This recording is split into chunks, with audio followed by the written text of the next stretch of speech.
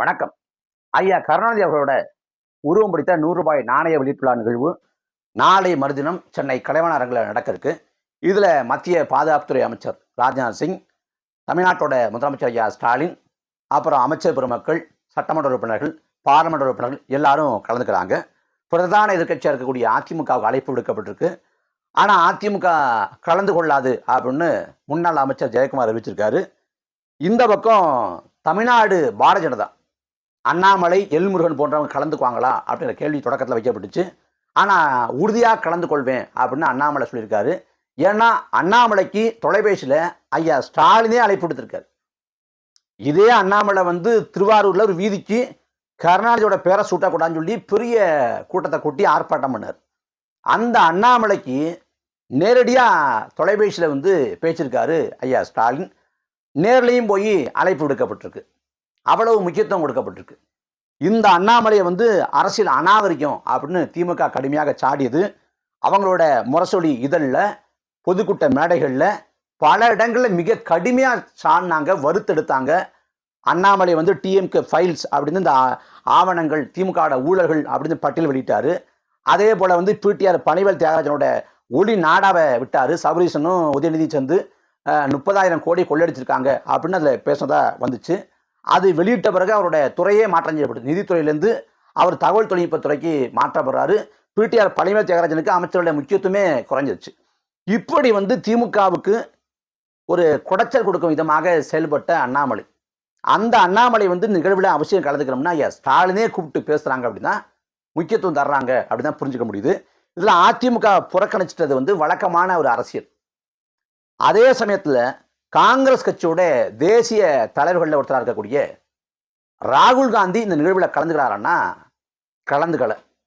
அவருக்கு அழைப்பு விடுக்கப்பட்டதா இல்லையா, அழைப்பு விடுக்கப்பட்டும் அவருக்கு நேரம் இல்லையா, இல்லை வர்றதுக்கு மனசு இல்லையா, எதுவும் தெரியல. ஆனால் உறுதியாக ஒன்றை நம்பலாம், அவர் இந்த நிகழ்வில் கலந்துக்கலை. அப்போ இதை அரசியலாக பார்க்கக்கூடாது, அரசியலை கடந்த ஒரு நிகழ்வு, கட்சி மாற்றங்களை கடந்த ஒரு நிகழ்வு அப்படின்னு சொல்லலாம். அப்போ ராஜ்நாத் சிங் கலந்துக்கிட்டதும் ராகுல் காந்தி கலந்துக்காததும் ஒரு அரசியல் தான். பாஜக திமுகவோட முரண்டு பிடிக்குது, திமுகவோட மோதுது, பாரபட்சமா செயல்படுது, வஞ்சனை செய்து அப்படிலாம் இங்கே சொல்லப்படுது. தமிழ்நாட்டில் இருக்கக்கூடிய திமுக போல பாஜக எதிர்க்க இந்தியாவிலே சக்தி இல்லை. கெஜ்ரிவால் பாஜக எதிர்க்கலாம், மம்தா பானர்ஜி பாஜக எதிர்க்கலாம், உத்தவ் தாக்கரே பாஜக எதிர்க்கலாம், சந்திரசேகர் ராவ் பாஜக எதிர்க்கலாம். அதெல்லாம் ஒரு கட்சி எதிர்ப்பு. ஆனால் திமுக பாஜக எதிர்ப்பது சனாதன எதிர்ப்பு, ஆரிய திராவிட போரோட நீட்சி அப்படின்லாம் சொன்னாங்க. அந்த பாஜகவும் திமுகவும் எப்படி ஒருமித்து ஒரே மேடையை பகிர்ந்து கொள்ளுது? நமக்கு இதில் வியப்புக்கெல்லாம் ஒரு இடம் இல்லை. அவங்க கருணாநிதியோட பேரில் நாணயம் வெளியிட ஒத்துக்கிறதும், கருணாநிதிக்கு கடலுக்கு நடுவே பேனா சிலை வைக்கிறதுக்கு அனுமதி தர்றதும், இவங்க பாஜகவோட திட்டங்களை தமிழ்நாட்டில் அமலாக்கம் செய்வதும் இவங்கள்ட்ட இருக்கக்கூடிய மறைமுக ஒப்பந்தம். இப்போ அதிமுக ஆட்சி காலத்தில் 8 வழி சாலை திட்டத்தை ஸ்டாலின் மிக கடுமையாக எதிர்த்தாங்க. அதுவும் மத்திய அரசின் திட்டம்னு சொல்லி எடப்பாடி பழனிசாமி அனுமதிக்கக்கூடாதுன்னாங்க. ஆனால் இனி 8 வழி சாலை திட்டத்தை திமுக அமலாக்கம் செய்யுது. 2021 நினைக்கிறேன், நிதின் கட்காரி சென்னையில் ஒரு நிகழ்வில் கலந்துக்கிட்டு பேசுகிறப்ப போகிறப்பகளை நெடுஞ்சாலை திட்டங்களுக்கு போதிய ஒத்துழைப்பை திமுக அரசு தர்றதில்லை அப்படின்னு சொல்லிட்டு போயிட்டார் டெல்லிக்கு.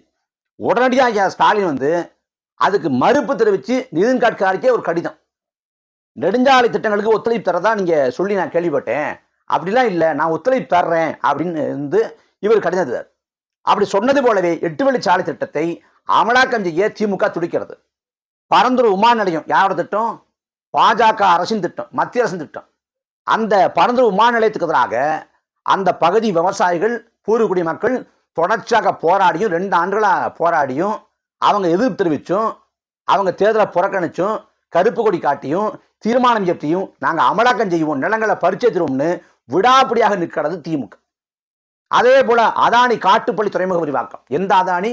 மோடி நெருங்கிய நண்பர் கௌதம் அதானி. அந்த அதானியோட காட்டுப்பள்ளி துறைமுக விரிவாக்கத்தை செயலாக்கம் செய்ய துடிக்கிறது இதே திமுக அரசு. அது நிறைவேற்றப்பட்டா சென்னைக்கு சூழலியல் ரீதியாக ஆபத்துங்கிறாங்க.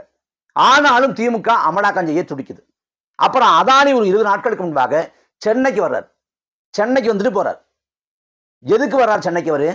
யாரை சந்திச்சார்னா முதலமைச்சர் ஸ்டாலினையும் சபரீசனையும் சந்திச்சுதான் இன்னைக்கு வரைக்கும் சொல்லப்படுது. அதுக்கு அவங்களோட பதில் என்ன? இதே அதானியோட குழுமம் அதிமுக ஆட்சி காலத்துல நிலக்கரி இறக்குமதி பண்ணதுல 3000 கோடி வரைக்கும் ஊழல் பண்ணியிருக்காங்க. நிலக்கரியை வந்து 3ஆம் தர நிலக்கரியை கொடுத்து விலையை பன்மடங்கு உயர்த்தி அவங்க 3000 கோடி கொள்ளை லாபம் வெட்டியிருக்காங்க, ஊழல் செஞ்சிருக்காங்க அப்படின்னு தெரியுது. அந்த அதானி குழுமத்தின் மீது திமுக அரசு எடுத்த நடவடிக்கை என்ன? ஒண்ணுமே கிடையாது.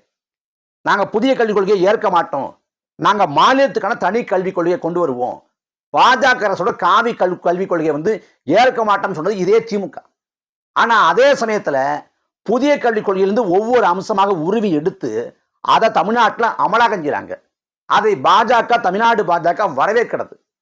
இதுல அந்த மாநில கல்விக் கொள்கையை வடிவமைக்கிற குழு இருந்த ஐயா ஜவஹர் நேசன் வந்து குழுவை விட்டு வெளியேறாங்க. இது வந்து பாஜகவோட கல்விக் கொள்கை போல இருக்குங்க மாநில கல்விக் கொள்கை அப்படின்ட்டு.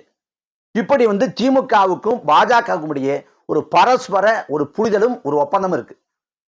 இங்க வந்து கேரளாவில் பினராயி விஜயன் வந்து ஆட்சி பண்றாரு, மம்தா பானர்ஜி மேற்கு வங்காளத்தில், உத்தவ் தாக்கரே வந்து கடந்த முறை வந்து மகாராஷ்டிரா ஆண்டாரு. இவங்க எல்லாம் ஆளுகை செய்யறப்ப அந்த மாநிலத்துக்குள்ள மோடியை கூப்பிட்டு ஏதாவது நிகழ்வு பண்ணாங்களா? ஏதாவது நிகழ்வுக்கு? ஆனா தமிழ்நாட்டில் இவங்க ஆட்சிக்கு வந்த உடனே 3 நிகழ்வுக்கு மேல வந்து மோடியை கூப்பிடுறாங்க. மோடி இல்லாமலும் அந்த நிகழ்வை நடத்தலாம், அப்படிலாம் மோடி வரணும், கட்டாயம் வரணும்னு எந்த புரோட்டோகாலும் இல்லை. இருந்த போதிலும் மோடி வந்தா நல்லா இருக்கும்னு கேலோ இந்தியாவா மோடியை கூப்பிடுறாங்க, மருத்துவ கல்வி திறப்பா மோடியை கூப்பிடுறாங்க. எல்லா நிகழ்வுக்கும் மோடியை தமிழ்நாட்டு கூப்பிட்டது இதே திமுக. மோடியை புறக்கணிச்சு நடத்திட முடியும், ஆனா புறக்கணிக்கல. ஏன்னா திமுகவுக்கு எப்போதுமே இரட்டை நாக்கு, இரட்டை முகம். 2019 உதயநிதி ஸ்டாலின் வந்து அந்த செங்கல்ல காட்டி எய்ம்ஸ் மருத்துவமனை கொண்டு வரல, பாஜக வஞ்சித்து விட்டது அப்படின்னு பேசினார். 21 பேசினார். ஆனா 21 தேர்தல் முடிந்த பிறகு திமுக ஆட்சிக்கு வந்த பிறகு மருத்துவமனை திறப்புக்கு கொரோனா காலத்துல மோடி அழைச்சாங்க.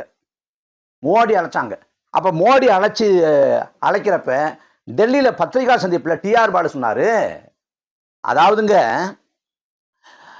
வெள்ளி தட்டுல வச்சு 12 மருத்துவக் கல்லூரியை மோடி கொடுத்திருக்காரு, அது வேண்டாமா அப்படின்னு மோடியை திமுக அழைப்பதற்கு நியாயம் கற்பித்து தமிழ்நாட்டில் எய்ம்ஸ் மருத்துவமனை கொண்டு வரலன்னு சொன்னவர் அங்க போறப்ப வெள்ளி தட்டுல வச்சு 12 மருத்துவக் கல்லூரியை மோடி கொடுத்திருக்காரு அப்படின்னு பேசுறாங்க.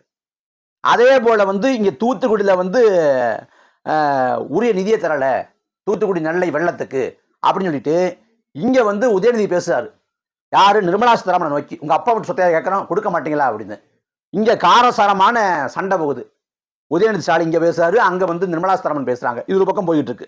அதே காலகட்டத்தில் டிஆர் பாலு போய் அமித்ஷா பார்த்துட்டு வெளில வந்து மத்திய அரசு வந்து வஞ்சிக்கிற நோக்கம் இல்லை, அவங்க கரிசனத்தோடு இருக்காங்க, கவலை கொண்டிருக்காங்க, அவங்க வந்து நிர்வாக சிக்கல் இருக்கு, நிர்வாகத்துல சில சிக்கல் இருக்கும், எங்களுக்கும் தெரியும், நான் அமைச்சராக நாங்களாம் இருந்திருக்கோம், அதனால நாங்க அவங்க கவலை கொண்டிருக்கிறதால தான் அவங்க குழுக்கள் அனுப்புறாங்க, அமைச்சர்கள் அனுப்புறாங்க, ஒரு நிதியமைச்சர் போய் வெள்ளத்துல பார்வையிடுறது வந்து இது பெரிய விஷயம் அப்படின்னு நிர்மலா சீதாராமனுக்கு ஆதரவாக இங்க டெல்லியில வந்து டிஆர் பாலு பேசுறாரு. இது எல்லாமே திமுகவின் இரட்டை முகத்துக்கான சான்று. இவங்க வந்து இங்க இருக்கக்கூடிய பெரியாரியவாதிகள், பெண்ணியவாதிகள், முற்போக்காளர்கள், இப்படின்னு பல பேர்ல இயங்கக்கூடியவங்க எல்லாம் திமுக ஆதரிக்கலாம், சனாதனத்தை வலிமையா இருக்கிறாங்க அப்படின்னு ஒருபோதும் திமுக எதிர்க்காது. ரொம்ப வேண்டாம். கடந்த மாசம் 21ஆம் தேதி இந்த திராவிட மாடலுக்கு முன்னோடியே ராமர் தான். வாய்ப்பு கிடைச்சா நான் அயோத்திக்கு போவேன், அண்ணாவுக்கு, பெரியாருக்கு, அம்பேத்கருக்கெல்லாம் முன்மாதிரி வந்து ராமர் தான். ராமர் வந்து சமூக நீதி காவலர், சமத்துவத்தை போதிச்சவர்னு யார் பேசினான்னா திமுகவோட மூத்த அமைச்சர்கள் ஒருத்தராக கூடிய ஐயா ரகுபதி. அப்படி ரகுபதி பேசிய பிறகு அந்த பேச்சுக்கு ரகுபதி திமுகவின் சார்பில் கண்டிக்கப்பட்டாரா? அந்த பேச்சை திமுக ஏற்கவில்லை அப்படின்னு மறுப்பு வந்துச்சா? எதுவுமே கிடையாது, அதை கடந்து போனாங்களே. அப்ப ஏன்னா திமுக கிட்ட எந்த கொள்கையும் இல்லை, எந்த கோட்பாடும் இல்லை, அவங்க யாரோடு வேணாலும் கை கொடுக்குவாங்க, யாரோடு வேணாலும் உறவு பண்ணுவாங்க. இதுல வந்து இன்னைக்கு கள சூழல் தமிழ்நாட்டில் வந்து மிதமிஞ்சிய அளவில் பாஜக எதிர்ப்பு இருக்கு. குஜராத்ல வந்து 4 நூற்றாண்டா பாஜக ஆளுது. ஒரு ஆளுங்கட்சி தொடர்ச்சியாண்டா அந்த ஆட்சி மீதான அதிருப்தி, ஆட்சி நிர்வாகத்தின் மீதான போதாமை, குளறுபடி, லஞ்சம், ஊழல், எதேச்சதிகார போக்கு, அட்டூழியங்கிற அடிப்படையில் மக்களுக்கு வந்து ஒரு அதிருப்தி வரும், அதிருப்தி வெறுப்பாக மாறும். அந்த வெறுப்பு வந்து அந்த கட்சிக்கு தான் எதிரொலிக்கும். அப்படி 4 நூற்றாண்டா ஆண்ட குஜராத்ல பாஜகவுக்கு இருக்கக்கூடிய எதிர்ப்பை விட ஒரு முறை கூட தமிழ்நாட்டை ஆளாத இங்க தமிழ்நாட்டில் வந்து பாஜகவுக்கு மிகப்பெரிய வெறுப்பும் எதிர்ப்பும் இருக்கு. அந்த பாஜக எதிர்ப்பை வந்து ஒருமுகப்படுத்தி வாக்கு வங்கியாக அறுவடை செய்வதற்கு பாஜக நாங்க தான் இருக்கிறோம்னு திமுக இங்க காட்டுது. காட்டி வாக்களை வந்து அறுவடை பண்ணுது. நேற்றைய தினம் வந்து தேநீர் விருந்தில் கலந்துக்கிறாங்க. யாரு? ஐயா ஸ்டாலின் வந்து தேநீர் விருந்தில் கலந்துக்கிறாங்க. ஆளுநரோட தேநீர் விருந்து.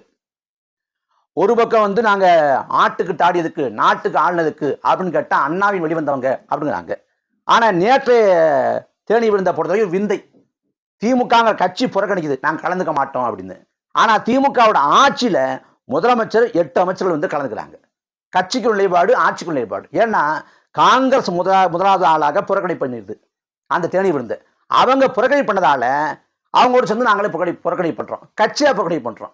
ஆனா ஆட்சியா கலந்துக்கிறாங்க. என்ன விந்தை? தமிழ்நாடு காங்கிரஸ் கட்சியோட தலைவர் கு. செல்வப்பிரந்தர் சொல்றாங்க, ஜூலை 31 முடிஞ்சு போச்சு ஆளுநரோட பதவி காலம்ங்கிறாங்க. அப்ப ஜூலை 31 அந்த ஆளுநரோட பதவி காலம் முடிஞ்சு போச்சு அப்படின்னா அதுக்கு பிறகு ஒரு ஆளுநர் தொடர்றது வந்து அரசியல் சட்டத்துக்கு எதிரானது அப்படிங்கிறாங்க. அப்ப கடந்த காலத்துல வந்து கெட் அவுட் ரவி அப்படின்னு முழக்கத்தை வச்ச திமுக, ட்விட்டர்ல எழுதின திமுக, போராட்ட காலத்தை வச்ச திமுக, பதவிக்காலம் முடிஞ்ச ஆளுநரை வெளியேறு அப்படின்னு பேச வேண்டியதானே? பதவி முடிஞ்சு போச்சவருக்கு அவர் அளிக்கக்கூடிய விருந்து கலந்துக்க வேண்டிய அவசியம் என்ன? ஏன்னா எப்போதும் திமுகவுக்கும் பாஜகவுடைய எழுதப்படாத ஒரு திரைமறைவு பேரவும் ஒரு ஒப்பந்தம் இருக்கு. அதன் வெளிப்பாடு தான் இதெல்லாம். அதனால இன்னைக்கு வந்து திமுக போடக்கூடிய வேடத்தை பார்த்து திமுக போல பாஜக எதிர்க்க ஆள் இல்லை அப்படின்னு நினைக்கலாம். ஆனா திமுகவோட கடந்த கால வரலாறை பார்த்தா அவங்க கிட்ட கோட்பாடு கொள்கைங்கிற ஒண்ணு இல்லவே இல்லை அப்படிங்கிறது புரியும். சனசங்கத்தோட கூட்டணி வச்சிருக்காங்க, ராஜாஜோட கூட்டணி வச்சிருக்காங்க, பாஜகவோட கூட்டணி வச்சிருக்காங்க, எல்லாரோடையும் வச்சிருக்காங்க. அப்ப திமுக வந்து அதிகாரத்தை பிடிப்பதற்கு யார் காலையும் பிடிக்கும், யார் காலையும் வாரி விடும். இல்ல உடன்பிறப்புகள் வந்து அண்ணாமலை கூப்பிட்ட உடனே ஒத்துக்கிட்டாரு பாருங்க. இதாங்க அரசியல் நாகரிகம். அண்ணாமலை வந்து அரசியல் நாகரிகத்தை பின்பற்றாரு அப்படின்னு பேச தொடங்குறாங்க. அண்ணாமலை அரசியல் நாகரிகத்தை பின்பற்றாருன்னு உடன்பிறப்புகள் பேசுறப்பவே அவங்க சம்பவ இடத்தை நெருங்கிட்டாங்க அப்படின்னு தான் பொருள்.